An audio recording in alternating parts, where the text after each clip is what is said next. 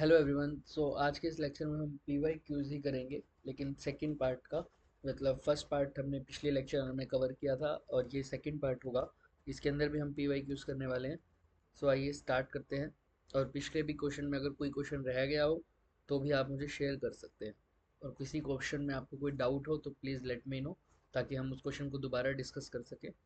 आइए स्टार्ट करते हैं। सबसे पहला question, the value of electric, ये उसी को कंटिन्यू किया है। The value of electric permittivity of free space की इलेक्ट्रिक परमिटिविटी कैसे निकालते हैं। और इसकी तो वैल्यू वैसे आपको लर्न करनी ही पड़ेगी, जो कि क्या होती है आप सबको पता होगा। इलेक्ट्रिक परमिटिविटी एप्सिलॉन नोट से लिखते हैं। परमिटिविटी ऑफ फ्री स्पेस भी बोलते हैं इसको, परमिटिविटी ऑफ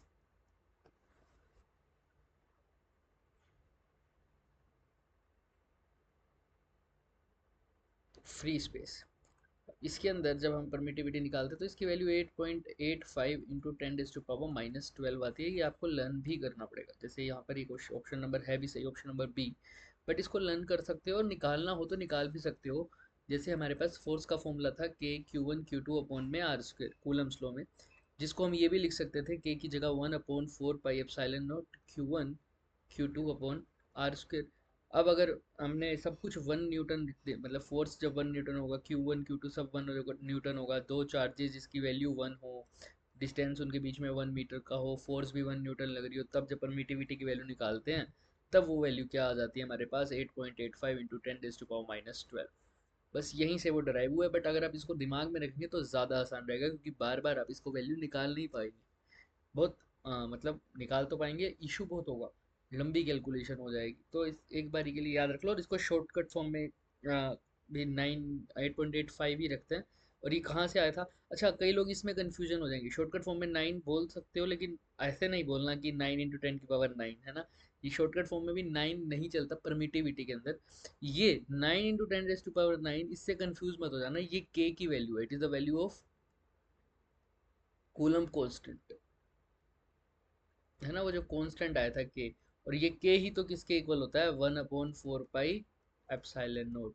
तो अगर एप्सिलॉन नोट को मैं ये पुट करूंगा, तब के की जो वैल्यू आएगी वो आएगी 9 × 10⁻⁹ तो कंफ्यूज मत होना, परमिटिविटी की वैल्यू ये है और के की वैल्यू ये है। चलिए, अब इफेक्टिव कैपेसिटेंस निकालनी है हमें ए और बी के बीच में। ए ये रहा, बी ये रहा, इसके बीच में कैपेसिटेंस निकालनी है। तो ऐसे क्वेश्चंस के अंदर सबसे पहले हम यही ध्यान रखेंगे कि देखो, जो पॉइंट्स के बीच में निकालना होता है, चाहे रेजिस्टेंस हो, चाहे कैपेसिटेंस हो, चाहे कुछ भी हो, है ना, जब इक्विवेलेंट निकालना है तो जिस पॉइंट के बीच में निकालना है ना, उसको छेड़ना भी नहीं है। ए और बी को फिक्स रखो, उसको सबसे लास्ट में सोल्व करेंगे।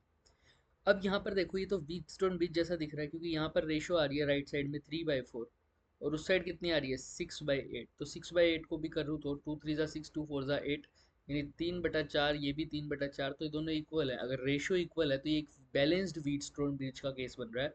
और बैलेंस वैसे वाला, अगर बैलेंस व्हीटस्टोन ब्रिज है तो आप इस वाले पॉइंट को हटा सकते हो, बीच वाले को आप नेग्लेक्ट कर सकते हो। तो अब ध्यान से देखो, कुछ फिगर ऐसे बनेगी। यहाँ पर 3 है और यहाँ क्या है, 6 है। सिमिलरली यहाँ क्या है, 4 है। और यहाँ क्या है अपने पास, 8 है। तो अब देखो, ये दोनों भी सीरीज में, ये दोनों भी सीरीज में, और ये ए और बी को छेड़ना भी नहीं है अभी। मैं दोबारा बना देता हूँ,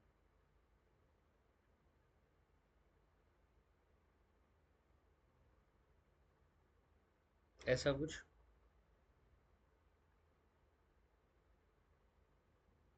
ठीक है, sorry.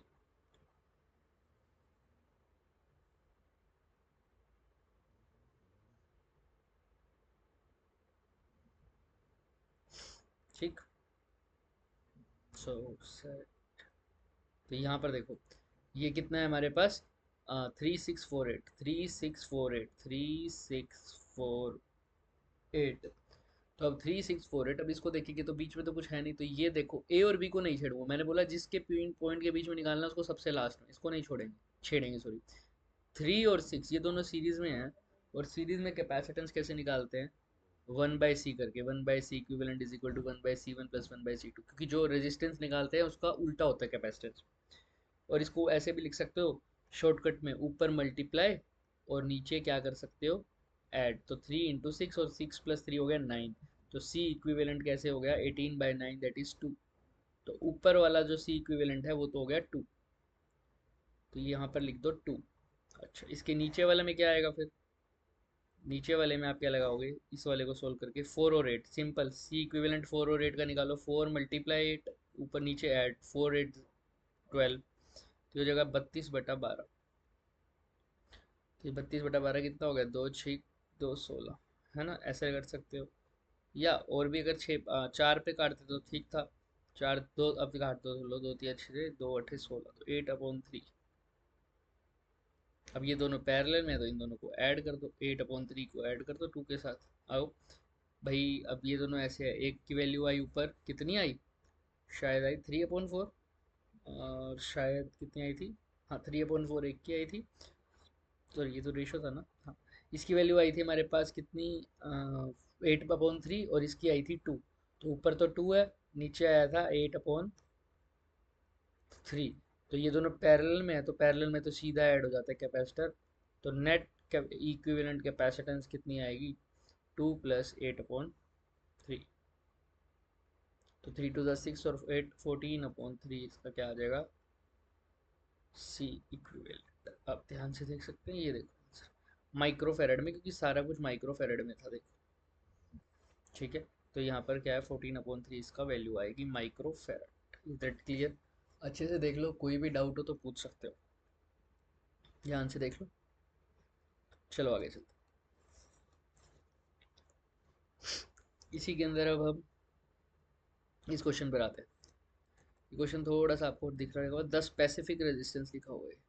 The specific resistance of the magnet is 50 into 10 raised to power minus 8. The resistance of the cube of 50 length 50 centimeter, है ना? आई थिंक विजिबल होगा। यस। तो स्पेसिफिक रेजिस्टेंस दे रखी है, स्पेसिफिक रेजिस्टेंस मतलब रेजिस्टिविटी, रो कितनी दे रखी है? 50 into 10 raise to power minus 8, -8। Resistance कितना दे रखा है? निकालना है। लेंथ दे रखी है आपको क्यूब की 50 सेंटीमीटर। तो एक बात बताओ, रेजिस्टेंस निकालना है तो रेजिस्टेंस होता है ρl/a, सिंपल। क्यूब है, अब आप इससे ज़्यादा तो बता नहीं सकोगे, क्रॉस सेक्शन क्यूब का क्या हो जाएगा आपको पता ही है ना? क्यूब किससे मिलकर बना होगा sir? Side into side, square से। स्क्वायर से मिलकर बना होता है ना, तो स्क्वायर इंटू स्क्वायर, यानी स्क्वायर का जो एरिया होता है वो क्या निकालते हैं? Side into side. पर एरिया क्यों निकालना है? क्योंकि भाई रेजिस्टिविटी गिवन है, लेंथ गिवन है, तो रेजिस्टेंस निकालने के लिए फॉर्मूला तो यही लगाओगे। रो कितना है रेजिस्टिविटी? 50 इंटू 10⁻⁻8। और लेंथ कितनी है भाई? Length length length length 50 centimetre. अगर यूनिट में ओम है तो 50 को मीटर में बदलना पड़ेगा, 100, 50 सेंटीमीटर/100 मीटर हो जाएगा यहाँ पे। लेंथ हो गया। एरिया, एरिया क्या लिखे? क्योंकि क्रॉस सेक्शनल एरिया देते हैं ना, तो क्यूब किससे मिलकर बना है सर? क्यूब स्क्वायर से, तो स्क्वायर का एरिया होता है राइट साइड इंटू साइड, यानी साइड का स्क्वायर, यानी 50/100 मल्टीप्लाई बाई 50/100, 2 बार कर दिया। ठीक है, रेजिस्टिविटी भी 50 की फॉर्म में थी, तो ये एक 50 से एक 50 गया, एक 50 से एक 50 गया, एक 100 से एक 100 गया। ठीक है, तो यहाँ पर हम वैल्यू निकाल सकते हैं। ये 100 है, ऊपर चला जाएगा, तो 10 की ये डिवाइड की डिवाइड में ना, तो ऊपर अपने आप चला जाएगा। तो कितना आ गया? 10⁻⁻6 ओम, क्योंकि सब कुछ ऐसा यूनिट में लिखा है, तो इसलिए इसका आंसर भी 10⁻⁻6। देख लो आप, बहुत आसान क्वेश्चन था। बस यहाँ पर कंफ्यूज मत हो जाना, स्पेसिफिक रेजिस्टेंस का मतलब होता है रेजिस्टिविटी। स्पेसिफिक रेजिस्टेंस का मतलब होता है रेजिस्टिविटी रो। आसान ही क्वेश्चन है, अच्छे से देख लो, वरना कोई दिक्कत हो तो आप पूछ सकते हैं, ताकि हम आगे बढ़ सकें।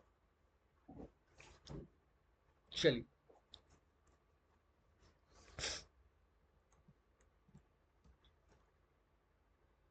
ये आगे शो हो गया ना?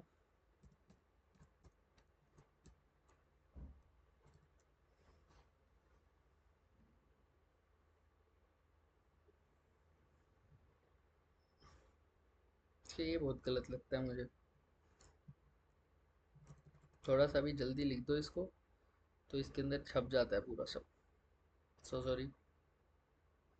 चलिए, 5 कंडक्टर्स दे रखे हैं हमें। 5 conductors are meeting at a point x as shown in the figure, what is the value of the current in the fifth conductor? 5 conductor दे रखे हैं, ये फर्स्ट है, ये सेकंड है, ये थर्ड है, ये फोर्थ है, और ये फिफ्थ है। 5 कंडक्टर है, तो आपको बताना है 5वें कंडक्टर में करंट की वैल्यू क्या होगी। भाई सब कंडक्टर में दे रखी है, जिसमें आप के सी एल लगा सकते हैं। के सी एल क्या होता है भाई? क्रिचॉफ का current law, Kirchhoff current law, वो क्या कहता है, करंट एंटरिंग अ जंक्शन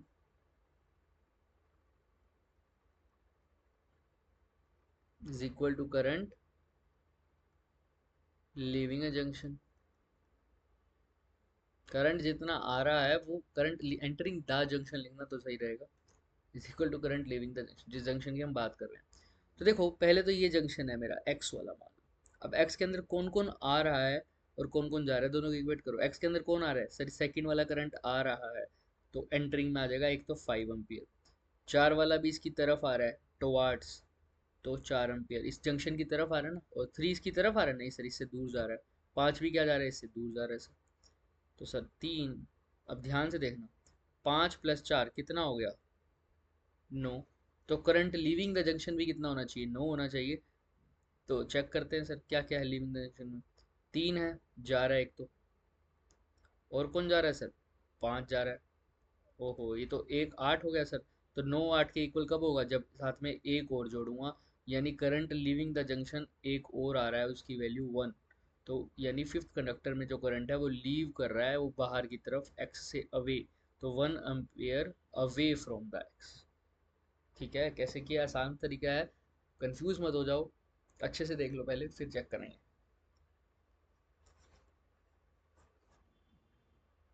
देखो 5 कंडक्टर थे, ठीक है, और कैसे कैसे किया मैंने कहा, current entering the junction is equal to current leaving. Entering the junction कितना आया, करंट एंटरिंग द जंक्शन हमारे पास कितना आया, जो भी खाली स्लाइड है उस पे ये शो हो रहा है भाई साहब। इसको सही करके देखते हैं, ऐसा क्यों होता है ये।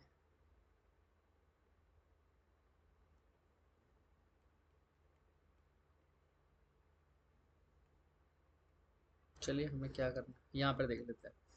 Current entering the junction is equal to current leaving the junction, तो करंट आ कौन सा रहा है, 4 एम्पियर, 5 एम्पियर, बस तो 9 एम्पियर तो करंट आ रहा है, 9 एम्पियर तो करंट आ रहा है, लेकिन जा कितना रहा है, एक तो 3 एम्पियर वाला और एक 5 एम्पियर वाला, तो 8 एम्पियर जा रहा है, ऐसा तो पॉसिबल नहीं है। 9 आ रहा है तो 9 ही जाना चाहिए, इसका मतलब 1 एम्पियर और वापस भी निकल रहा है। तो कौन से कंडक्टर से निकलेगा, वो फिफ्थ कंडक्टर से, बाकी सब में तो शो ही है। तो फिफ्थ कंडक्टर में करंट आउट गोइंग जा रहा है, मतलब एक्स से दूर जा रहा है, इसलिए अवे फ्रॉम द एक्स। अच्छे से देख लो, फिर भी कोई इशू आए प्लीज लेट मी नो।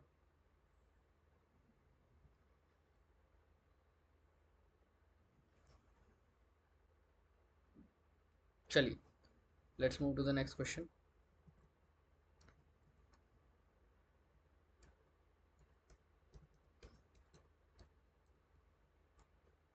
इसको हम दोबारा खोल लें,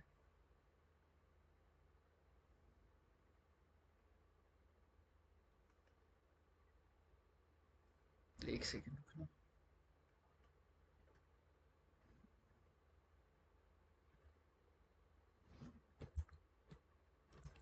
Shall we save it?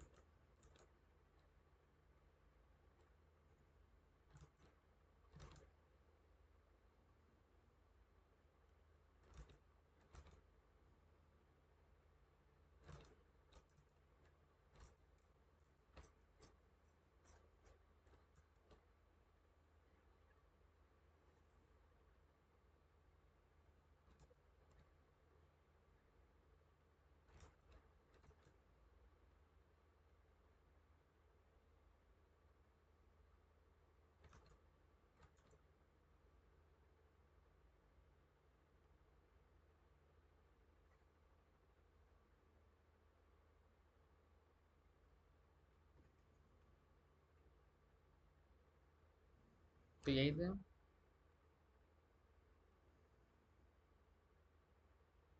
Yes we were there, sorry अब नहीं होगा। यहाँ तक क्लियर है। तो current entering the junction is equal to current leaving the junction था।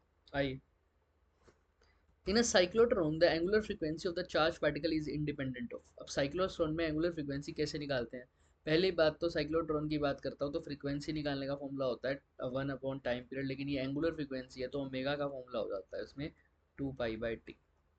ठीक, तो टी कैसे निकालते हैं, टी कैसे निकालते हैं वो आप 2πm/क्यूबी या क्यूबी अपॉन 2πm वाला फॉर्मूला था, देखो यहाँ पर अब वो क्यू बी अपॉन 2 पाई एम का क्या था, वो फ्रीक्वेंसी का फॉर्मूला था, मैं उसकी फॉर्म में बात करूँ। ठीक।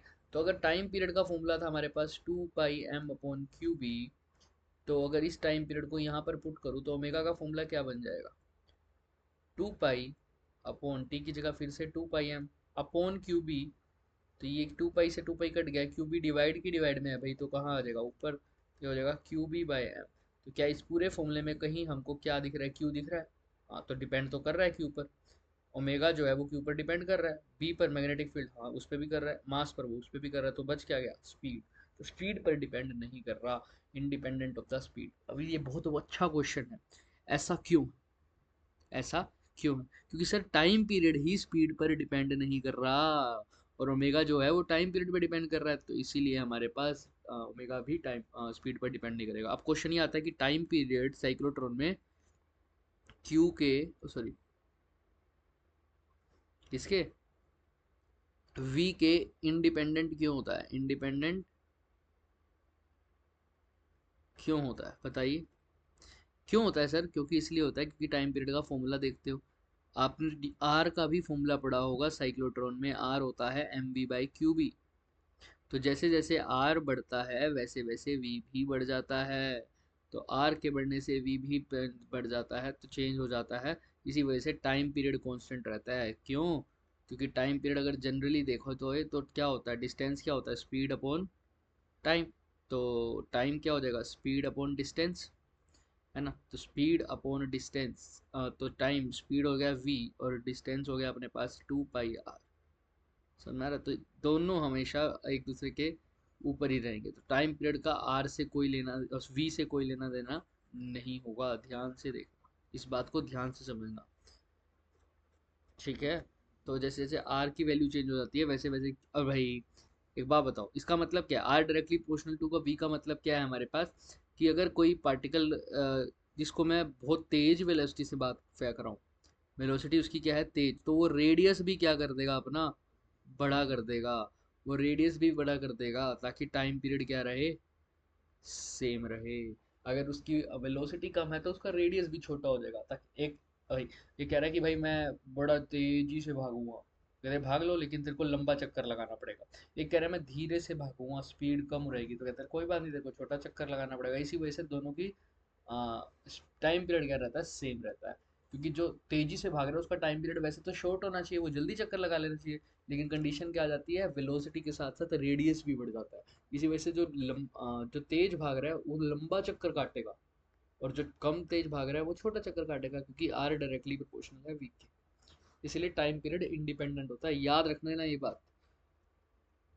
टाइम पीरियड साइक्लोट्रॉन में, इन साइक्लोट्रॉन,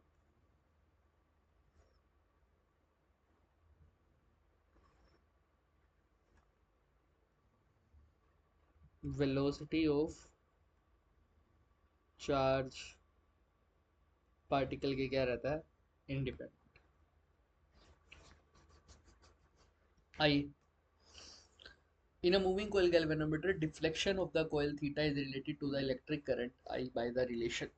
एक मूविंग कोयल गैल्वेनोमीटर है, उसका जो डिफ्लेक्शन है वो कैसे हमारा रिलेशन है, तो आप सिंपल सी बात है, रिलेशन क्या होगा, आई जो है वो डायरेक्टली प्रोपोर्शनल टू थीटा होता है। जितना ज़्यादा डिफ्लेक्शन होगा उतना ज़्यादा करंट होगा, इसीलिए तो उसको मूविंग कोयल गैल्वेनोमीटर में सेंसिटिविटी की बात करते हैं, कि उसमें जो करंट है वो सिर्फ और सिर्फ एक फैक्टर पे डिपेंड करती है, डिफ्लेक्शन। जितनी ज़्यादा डिफ्लेक्शन होगी उतना ज़्यादा करंट, और वो I directly proportional to theta में होगा। ठीक है, याद रखना मूविंग कोयल गैल्वेनोमीटर में ये। और ये कैसे अचीव होता है, ये अचीव होता है with the help of radial magnetic field. तो क्वेश्चन ये भी आ सकता है कि रेडियल मैग्नेटिक फील्ड का मतलब कौन सी तरह का मैग्नेटिक फील्ड यहाँ पर यूज होता है मूविंग कोयल गैल्वेनोमीटर में, तो रेडियल तरह का। और ऐसा क्यों रहता है वो आप सोचिए।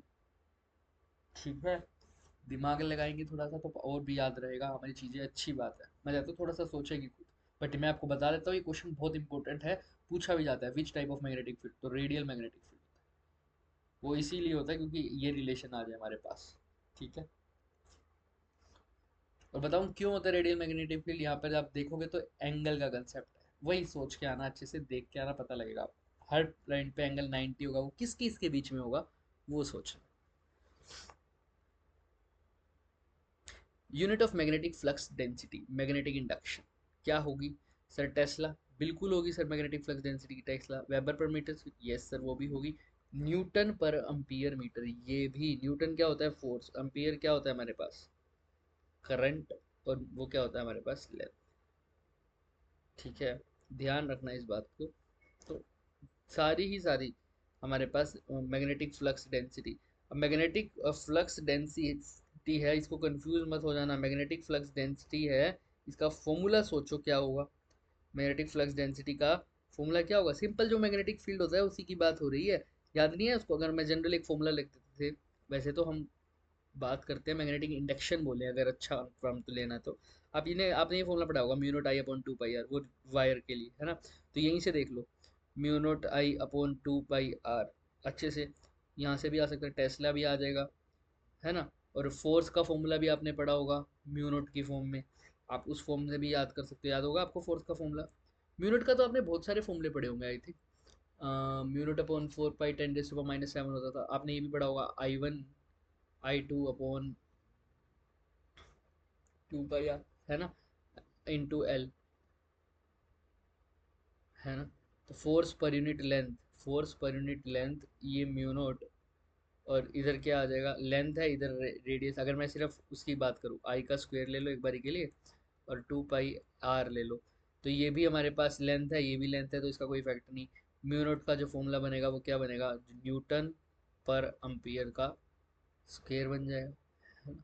लेकिन इसको ऐसा मत समझ लेना कि हमेशा। अच्छे से एक बार इसको देख लो, फिर बात करते हैं। मैग्नेटिक फील्ड में वैल्यू पुट करो, म्यू नॉट की जगह न्यूटन पर अम्पियर का स्क्वायर। लेकिन सर अम्पियर का स्क्वायर है, ये तो म्यू नॉट की जगह आ गया। आई की जगह क्या पुट करोगे? अम्पियर।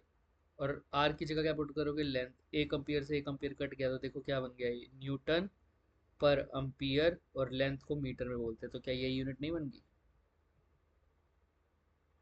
अच्छे से देख लो, कोई भी दिक्कत होती है, कुछ भी याद नहीं रहता, कैसे ये प्रूव करने की चक्कर है सब। वेबर पर मीटर स्क्वायर भी इसकी होती है, वेबर पर मीटर स्क्वायर भी इसी की होती है।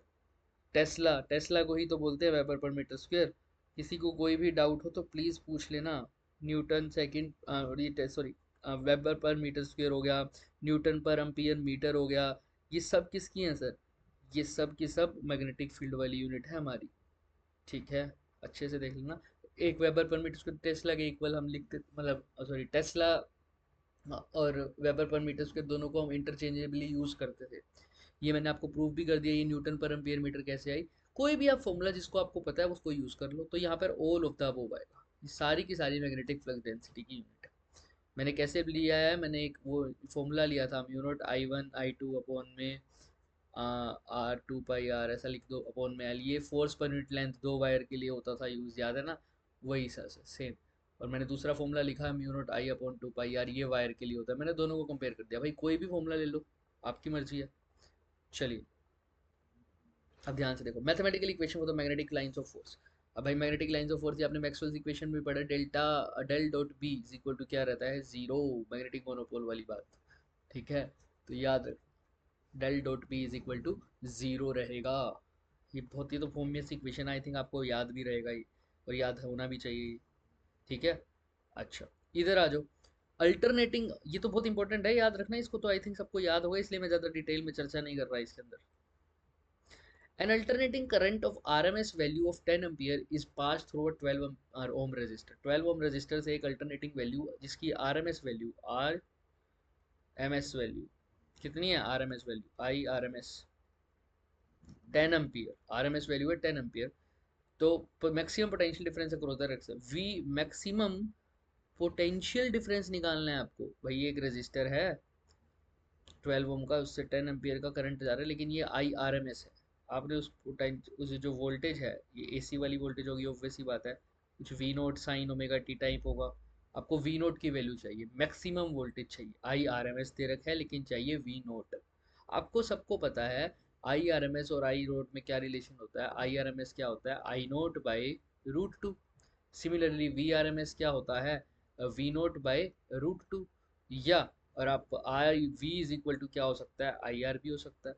आप कैसे भी फॉर्मूला लगा दो, या यहाँ से आप पहले आई नोट निकाल दो, फिर वहाँ से निकाल दो, या आप V R M S I R M S की फॉर्म में पहले आर निकाल सकते हो, वो आपके ऊपर है। जैसे इस क्वेश्चन में आई एन नोट पहले निकाल रहे हैं, है ना, आई नोट पहले निकालना है तो आई नोट पहले निकाल दो, ऐसा कुछ फर्क नहीं पड़ने वाला है। हमने यहाँ से भी फॉर्मूला भाई कैसे, आई आर एम एस की वैल्यू कितनी दे रखी है, 10 एम्पियर, 10 एम्पियर पुट कर दिया, आई नोट पता नहीं √2 है, आई नोट की वैल्यू क्या हो जाएगी 10 √2, लो भाई। अब आई नोट की वैल्यू यहाँ पुट कर दी, अगर आई नोट 10 √2 है तो क्या मेरे पास वी नोट नहीं आ जाएगा, आराम से आ जाएगा। वी नोट है आई नोट इंटू आर कर दो, तो वी नोट तो पता नहीं आई नोट कितना है 10 √2, और आर कितना है हमारे पास, आर हो गया हमारे पास 12 ओम का रजिस्टर है ना, तो यहाँ पे 12 ओम का रजिस्टर लिख दिया। तो 12 10 जा हो गया 120 √2, इसका आंसर 120 √2, 120 × √2, सिंपल। 120 को एज इट इज लिख दो, √2 की वैल्यू क्या होती है 1.41 होती है, और उसको 10 से मल्टीप्लाई कर दिया इन्होंने, इन्होंने देखो कुछ गड़बड़ कर दी, 1.41 लिखनी है, ठीक है, याद रख, एज लॉन्ग एज इन्होंने कोई यूनिट में चेंज ना किया, नहीं किया, 1.41 लिखना, ठीक है। किसने यहाँ पर 10 से भी मल्टीप्लाई कर दिया और √2 को 14.14 भी कर दिया, या तो तुम 1.41 को 10 से मल्टीप्लाई करो तब वो 14.1 हो जाएगा, 14 जो भी होगा, या और 12 को एज इट इज रखो, या 12 के आगे 120 लिखो फिर 1.41 लिखो। इन्होंने यहाँ पर भी 10 से मल्टीप्लाई कर दिया, यहाँ पर भी 10 से मल्टीप्लाई कर दिया, आप कंफ्यूज मत हो जाइए, ठीक है। क्या करना है, v is equal to I R करना था simple, v naught is equal to I naught, लेकिन आई नोट नहीं था तो आई नोट मैंने कहाँ से निकाला, आई नोट मैंने कहाँ से निकाला, I is equal I nought I R M S is equal to I nought by √2, I R M S given था तो यहाँ से आई नोट आया और इसको यहाँ पुट करके वी नोट निकाल दिया। देख लो अच्छे से, मैं दोबारा बता देता हूँ एक बारी, मुझे वी आर एम एस पता था, V R M S sorry I R M S पता था, आई आर एम एस का फॉर्मूला पता था, आई नोट बाई √2, मुझे निकालना था वी नोट, तो मैंने कहा V naught is equal to I naught into R, मैंने कहा ठीक है, आर तो गिवन था 12 लेकिन आई नोट नहीं पता था, तो आई नोट कहाँ से आया, आई नोट इस वाले फॉर्मूले से निकाल के मैंने आई नोट की वैल्यू यहाँ पुट करी और आंसर आ गया। इज दैट क्लियर, अच्छे से देख, आई थिंक हो गया होगा, फिर भी कोई डाउट रहता है तो प्लीज़ पूछना मुझसे। चलिए next question, the peak value, अब देखो सेम वैल्यू, पीक वैल्यू मतलब मैक्सिमम वैल्यू निकालना है, वी नोट निकालनी है, कैसे निकालोगे, 220 वोल्ट एसी मेंस में जो 220 वोल्ट आ रही है वो एक्चुअल में आर एम एस वैल्यू होती है, आप सबको पता होगा। तो वी आर एम एस दे रखे 220 वोल्ट, तो बताओ वी नोट कैसे निकालोगे, वी नोट होती है V R M S by √2, तो V naught is equal to V R M S कितना 220/√2, बस वी आर एम एस होता है वी नोट बाई √2, तो वी आर एम एस हमारे पास 220 है /√2, ये हो जाएगा V, V R M S ध्यान से सुनना, वी आर एम एस होता है वी नोट बाई √2, तो हमारे को वी नोट निकालना है तो V R M S into √2 लिखना पड़ेगा, वी आर एम एस कितना है 220 इंटू √2, 220 इंटू √2 आ जाएगा आंसर, 220 ये रहा और √2 ये रहा, आंसर आ गया, ठीक है। ये कहाँ लिख दिया मैंने, sorry, V R M S पीछे कर दिया था ना सही, हाँ ये रहा, ठीक है, ये सही लिखा हुआ, क्या था दोबारा बोल देता हूँ, वी आर एम एस किसके इक्वल होता है, V R M S equal होता है भाई वी नोट बाई √2, अभी तो बढ़ा है पीछे, तो वी नोट किसके इक्वल होगा V R M S into √2, और वी आर एम एस कितना गिवन है 220 इंटू में √2, इसका आंसर आ जाएगा, बस √2 की वैल्यू लिख दो 1.41, बस आसान था क्वेश्चन, यस। चलिए नेक्स्ट क्वेश्चन देखते हैं, the de Broglie wavelength of the proportional of wavelength is proportional to, de Broglie wavelength बतानी है तो वो बताना, डी ब्रोगली वेवलेंथ का फॉर्मूला क्या होता है, lambda is equal to H upon P, और h अपॉन पी, पी होता है मोमेंटम, तो lambda is inversely proportional to momentum, तो ऑप्शन नंबर सी, बहुत आसान क्वेश्चन था, इसमें तो टाइम की जरूरत ही नहीं थी। चलिए next question, the kinetic energy, भाई पता है ना de Broglie wavelength, I think lambda is equal to H upon P, P की जगह क्या लिख सकते हो एम भी लिख सकते हो, तो कभी कभी क्वेश्चन में ये भी पूछ सकता था lambda inversely proportional to V भी हो सकता है।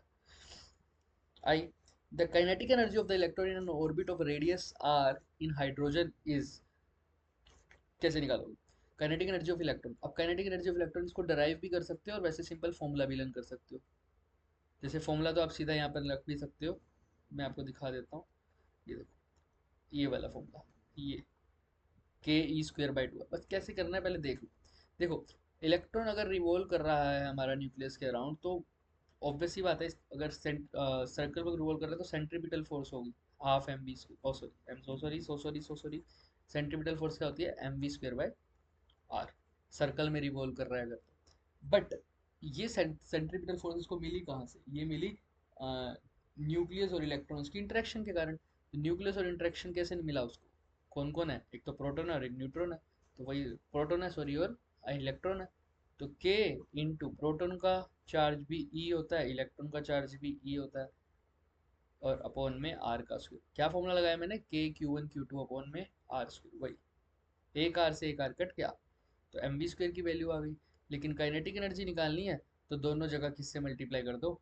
ये एम वी स्क्वायर की वैल्यू क्या आई है हमारे पास? के ई स्क्वायर बाय आर। लेकिन काइनेटिक एनर्जी तो हाफ एम वी स्क्वायर होती है ना भाई, तो मैंने दोनों जगह किससे मल्टीप्लाई कर दिया? हाफ से।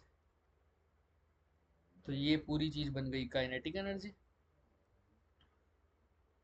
और ये हो गया क्या? हाफ के ई स्क्वायर बाय आर, यानी के ई स्क्वायर बाय 2 आर। तो यहाँ पे ई स्क्वायर बाय 2 आर आएगा। ठीक है। यहाँ पर जो क्वेश्चन में पूछा है वो प्रोपोर्शनल पूछा है। ठीक है, एग्जैक्ट वैल्यू नहीं पूछी। अगर एग्जैक्ट वैल्यू पूछता तो वो के भी लिखता, लेकिन यहाँ पर के की वैल्यू नहीं है क्योंकि प्रोपोर्शनैलिटी पूछी हुई है। इसमें मेंशन नहीं है, तो बस याद रखना क्वेश्चन कैसे आएगा। ई स्क्वायर बाय 2 आर ये ऑप्शन में आएगा। ठीक है, आंसर एग्जैक्ट तो ये है। इन्होंने के की जगह 1/4 पाई एप्सिलॉन नॉट लिख दिया। हमने क्या निकाला है भाई? हमने ये निकाला है। और इन्होंने के की जगह बस क्या लिख दिया? ठीक, सेम बात। क्या किया मैंने? बस सेंट्रीपिटल फोर्स को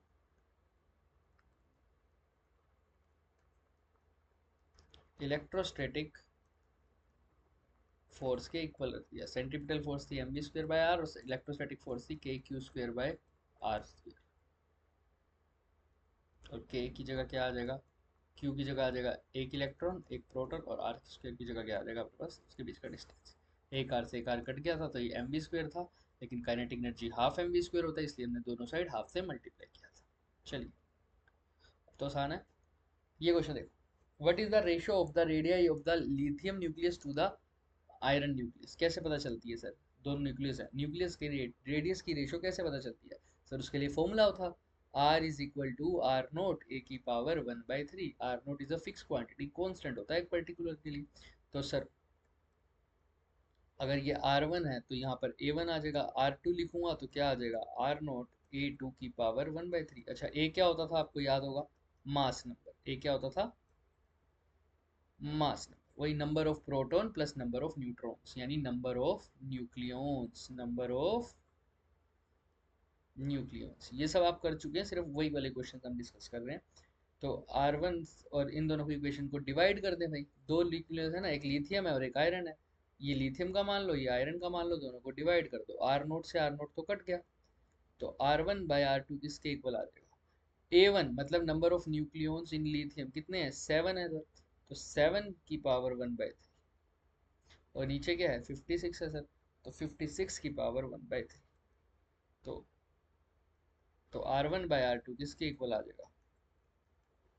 7/56 की पावर क्या थी? 1/3। सत्तू अठू क्या? 56। तो R1/R2 किसके इक्वल आ जाएगा? 1/8 का क्यूब रूट ले लो। 1 का क्यूब रूट तो क्या होता है सर? 1 ही होता है। और 8 किसका होगा? 2। तो R1/R2 1/2 के इक्वल आता है। तो R1 is equal to, ratio पूछिए ना, पूछा गया क्वेश्चन में, रेशियो पूछी थी शायद। रेशियो ऑफ रेडी, पहले R1 है फिर R2 है, इसको हमने R1 माना था, इसको R2 माना था। तो 1/2 आ रही है, तो ऑप्शन नंबर क्या आ जाएगा अपने पास? ए। तो 1/³ ऑफ 8 मतलब वही 1/2। ठीक है, कंफ्यूज नहीं होना भाई। 1/³ ऑफ 8 क्या होता है? 1/2। ठीक है, सब कुछ सेम। आर नोट से आर नोट कट जाएगा आराम से। ठीक। आई, अब ये क्वेश्चन तो बहुत कराने का भी नहीं है, सिंबल ये किसका है भाई? जहाँ एरो होता है वो एन होता है, तो ये NPN हमारे पास ट्रांजिस्टर बन जाएगा। NPN हमारे पास क्या बन जाएगा? ट्रांजिस्टर बन जाएगा। बहुत आसान था ये तो। जिस तरफ एरो है वो वाला एन वाला है हमारे पास, है ना? मीटर बेस कलेक्टर NPN हो जाएगा हमारे पास। चलिए, ये तो आसान क्वेश्चन था ना, देखते ही हो जाना चाहिए। इसके लिए तो क्या ही कराना है, ऑप्शन नंबर डी। आइए आगे चलते हैं। अच्छा, ये क्वेश्चन देखो, वी ए बी निकालना है आपको। ए बी यानी यहाँ से इसको ए बोल दो, इसको बी बोल दो, इन दोनों के बीच में पोटेंशियल डिफरेंस। अब बीच में कंफ्यूजन क्या आ रही है, ये डायोड लगा दिया। अब डायोड कैसे है, इस क्वेश्चन को कैसे करेंगे? सबसे पहले हम देखते हैं डायोड की बाइजिंग। क्या देखते हैं? बाइजिंग। तो देखो यहाँ पर पॉजिटिव टर्मिनल है और डायोड का भी कौन सा टर्मिनल है? पॉजिटिव वाला है ना, क्योंकि ये पी वाला होता है, ये एन वाला होता है। तो पॉजिटिव साइड पॉजिटिव से कनेक्टेड है, तो ये कैसी डायोडिंग है, कैसी बाइजिंग है, सॉरी फॉरवर्ड बाइजिंग। पॉजिटिव पॉजिटिव के साथ है तो पी से साथ, पी साइड जो है वो पॉजिटिव के साथ कनेक्टेड है, तो सर वो फॉरवर्ड है। और फॉरवर्ड बाइजिंग में तो करंट अलो कर देता है, पूरी तरह से करंट अलो कर देता है डायोड। तो इस डायोड का कोई फायदा ही नहीं है, ये कुछ करंट को रोकेगा नहीं। तो सारा करंट ऐसे कैसे चला जाएगा? तो मतलब ये कुछ ऐसा सर्किट है, डायोड का कोई फायदा नहीं है, तो सर्किट को ढंग से बनाते हैं। ये 10 एम्पियर, 10 वोल्ट और 10 ओम, और ये भी 10 ओम। मैंने डायोड हटा ही दिया क्योंकि कुछ दिक्कत ही नहीं थी इसकी। अब ये सर्किट देख लो अच्छे से, इन दोनों के बीच में आपको बताना है। आप खुद देखो ये दोनों आपस में कैसे हैं, पैरेलल। तो और इसको सिंप्लीफाई करें तो ये कुछ ऐसा नहीं बन सकता, ये 10 हो गया, और 10 को क्या बोल सकता हूँ मैं? 5 बोल दिया सर, सिंपल। और ये वोल्टेज कितनी है? 30। आप ध्यान से देख लो टोटल वोल्टेज कितनी आ रही है, इसको ढंग से बनाएं। तो ये 30 का वोल्टेज है, ऊपर क्या है, यहाँ पर ऊपर कौन सा है? 10 ओम, और इधर क्या है? 5। 5 कैसे आया? क्योंकि ये 10 ओम और 10 ओम पैरेलल में 5 हो जाता है ना। तो यहाँ पर देखो ध्यान से, 10 और 10 का वोल्टेज हमारे पास क्या आई है, हमारे पास ध्यान से देखो। बाहर से थोड़ा सा नॉइस आ रहा है शायद, आई थिंक पे देखते हैं। 10 और 10 का जो वोल्टेज रहेगा हमारे पास क्या आ जाएगा, और सॉरी यहाँ पर 30 वोल्ट है। तो 10 + 5 कितना हो जाएगा? 15 हो जाएगा रेजिस्टेंस, एंड वोल्टेज कितना हो जाएगा? 30। तो यहाँ पर V is equal to I R लगा दो, लगाना है तो V is equal to I R लगा दो। वैसे इसका ना एक शॉर्ट तरीका भी है बहुत। कैसे? तो शॉर्ट तरीका है, अब चाहो तो वो शॉर्ट तरीका लगा सकते हो, लेकिन आप पूरा करना चाहो तो पूरा भी कर दो। V की वैल्यू कितनी आ जाएगी? V की वैल्यू कितनी आ जाएगी? V की वैल्यू हमारे पास कितनी है? 30 है। तो I की वैल्यू हमने निकालनी है, R की वैल्यू कितनी है? 15। तो I कितना आ जाएगा? 2। अब 2 एम्पियर अगर करंट है, तो 2 एम्पियर करंट यहाँ से भी जा रहा है और यहाँ से भी जा रहा है। हमको तो इस ब्रांच में चाहिए, इस ब्रांच में चाहे आप यहाँ वोल्टेज निकाल दो भाई, चाहे यहाँ निकाल दो। तो 2 एम्पियर करंट इस टोटल के अंदर निकालते हैं, है ना। इस ये पूरा कितना खा रहा है सर? ये पूरा इक्वली खाएगा ना। यहाँ का मतलब मेरा क्या है, इस पूरी ब्रांच में निकालना पड़ेगा ना। तो यहाँ पर तो कितना खा रहा है सर? 2 × 10, 20 वोल्ट। और ये बचा हुआ 30 में से 20 वोल्ट तो इसने खा लिया। तो बचा कितना सर? 10 वोल्ट। इसलिए तो इसका आंसर आएगा वो कितना आएगा? 10 वोल्ट। ठीक है, कंफ्यूज नहीं होना है। अगर किसी को कंफ्यूजन है तो मैं दोबारा बता दूं, देखो इस डायोड का कोई फायदा नहीं है, तो मैं इस सर्किट को ऐसा बना दूं, 30 वोल्ट, यहाँ भी रेजिस्टेंस है 10 वोल्ट का, और वो दोनों रेजिस्टेंस आपस में कैसे हैं? पैरेलल। तो मैं पैरेलल में ऐसे भी तो बना सकता हूँ ना, लो। ठीक। अच्छा, अब ध्यान दो, अगर ऐसा बना दिया मैंने तो क्या हुआ सर? इसको ढंग से बनाते हैं ना, ऐसे बना सकते हैं ना सर, है ना। अगर मैंने ऐसा बना दिया तो अब क्या हुआ सर? अब क्या हुआ सर? ये 30 वोल्ट है, अब मेरे को निकालना क्या था? इन दो पॉइंट्स के बीच में वोल्टेज, है ना। यही दो पॉइंट तो हैं, ये वाले दो, बस वहाँ टेढ़ा कर दिया थोड़ा। इन दो के पॉइंट के बीच में, तो पहले मैं देख लेता हूँ टोटल 30 वोल्ट थी और इसने कितना खाया। इसने कितना खाया, पहले मैंने पूरे सर्किट को सोल्व करके करंट निकाल दिया, वो तो आया कितना? 2 एम्पियर। तो अब 2 एम्पियर करंट आया, तो इसने कितना खाया कैसे पता लगेगा? तो V is equal to I R कर दो। इसका वोल्टेज कैसे पता लगेगा? पता नहीं सर, आई कितना है? 30 तो टोटल है ना, इसने कितना खाया वो निकाल रहे हैं। आई है 2, रेजिस्टेंस है इसका 10, तो इसने कितना खाया? 20 वोल्ट। तो 30 में से 20 तो ये खा गया, तो इसको कितना मिला सर? इसको सिर्फ कितना मिला? 10 वोल्ट। तभी तो टोटल 30 हुआ ना। इसीलिए इस पूरी ब्रांच में 10 वोल्ट का रेजिस्टेंस आएगा, ओ वोल्टेज आएगा, इसलिए आंसर नंबर बी। आइए, आई थिंक हो गया होगा। फिर भी कोई डाउट हो तो आप सबसे पूछ सकते हैं। तो ये हमारे क्वेश्चंस थे भाई। फिर भी किसी को कुछ भी पूछना है और कोई क्वेश्चन रह गया हो तो पूछ लेना। अभी हमने कोशिश की हम वो क्वेश्चन डिस्कस करें जिसका चैप्टर आपको कर लिया है, ठीक है। और ये बहुत सारे क्वेश्चन ऐसे ही थे, अभी एक ही क्वेश्चन पेपर के अंदर हमने किया था, ठीक है। तो अच्छे खासे क्वेश्चन आ रखे थे, तो आपने जितना पढ़ा है वो भी सफिशिएंट के आसपास ही है, ऐसा समझ लो, है ना। तो ऐसा मत समझो कि आपको कुछ भी नहीं हुआ। तो you have done a lot of part, you have done a lot of part, that is more than enough part आप बोल सकते हो। लेकिन क्योंकि हमारा 12th से ऊपर का भी है बीएससी का सिलेबस, तो वो भी हम करेंगे ही करेंगे। ओके, मिलते हैं भाई नेक्स्ट लेक्चर में। फिर भी कोई डाउट हो तो please let me no. Thank you and have a nice day.